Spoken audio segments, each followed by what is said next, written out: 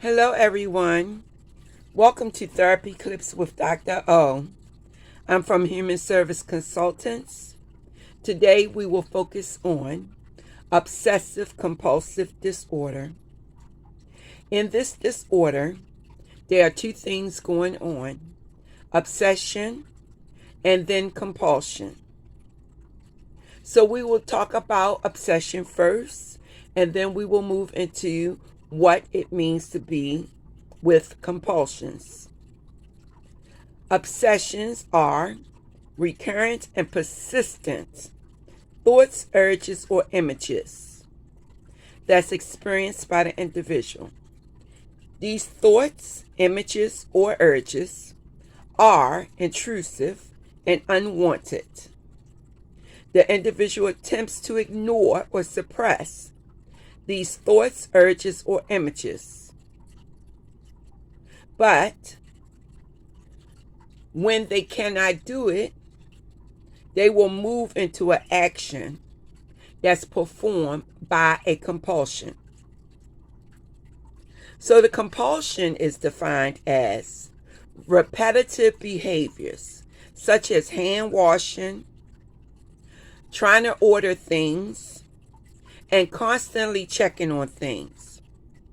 Or mental acts such as praying, counting, repeating words silently. The person feels driven to perform in response to the obsession. The behaviors or mental acts are aimed at preventing or reducing anxiety or distress, or preventing some dreaded event or situation from happening. The obsessions or compulsions are time consuming, take more than 1 hour per day, or cause clinically significant distress or impairment in social, occupational, or other areas of functioning. The obsession compulsive symptoms are not due to anything like medical issues or substance abuse or medication. So basically, what I've just told you is that with this particular disorder, two things occur: obsession and compulsion. These thoughts, these urges, these images are not wanted by the individual. And so they try to get rid of these thoughts, urges, and images by performing some type of compulsive act or behavior such as hand washing, ordering, checking, praying, counting, or repeating words. The whole goal is to reduce the anxiety or the stress that's associated with the thoughts. So basically, the thoughts are controlling the behavior. Now, some people will have other things that's going on with them.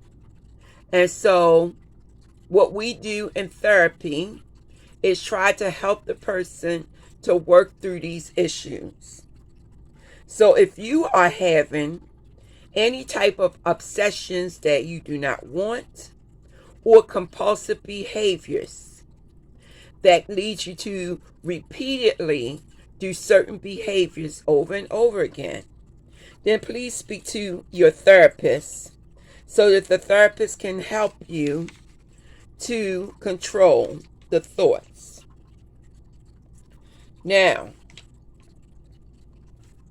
basically in the United States, OCD is what it's called, and that stands for Obsessive Compulsive Disorder. There are more females than males who have this particular disorder. Now, there are things that's going on like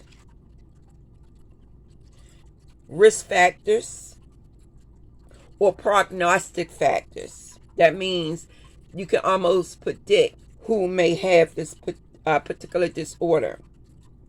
And these are individuals who are temperamental. And these temperaments could be high negative emotionality and behavioral inhibitions in childhood. Also, it could be environmental. The person may have experienced some type of physical and sexual abuse or other types of traumatic or stressful type of situations that will increase the likelihood of OCD. Also, some individuals may have this disorder because of genetics. And the genetics is that people in their family, particularly first degree relatives, such as parents, sometimes cousins or uncles, aunts, okay, can also have it. And in particular, the grandmother may have it, and so her child may have it. The grandmother, the daughter, and the granddaughter may have it. And so basically, this causes a problem for the individual because in later life or sometime in life, they may have symptoms of the disorder, and it may cause problems for them in their lives. So that's basically a presentation on this one type of anxiety disorder. It is an anxiety disorder called obsessive compulsive disorder. There are other types of anxiety disorders that I will talk to you about in different presentations. This is Dr. O from Human Service Consultants, bringing you another therapy clip that I help you to understand the different disorders that can occur in the lives of some people. Also, in certain presentations, I will speak to you about treatment strategies to help you to manage the disorder. Disorders are lifelong disorders, and that means you don't get rid of it. You learn to manage it, and you learn to cope with it more effectively. And I am here to teach you these strategies. I want you to have a blessed day. I want you to love yourself, but love someone else too. With these words being said, I'll say goodbye for now and look forward to you viewing my other presentations. Thank you.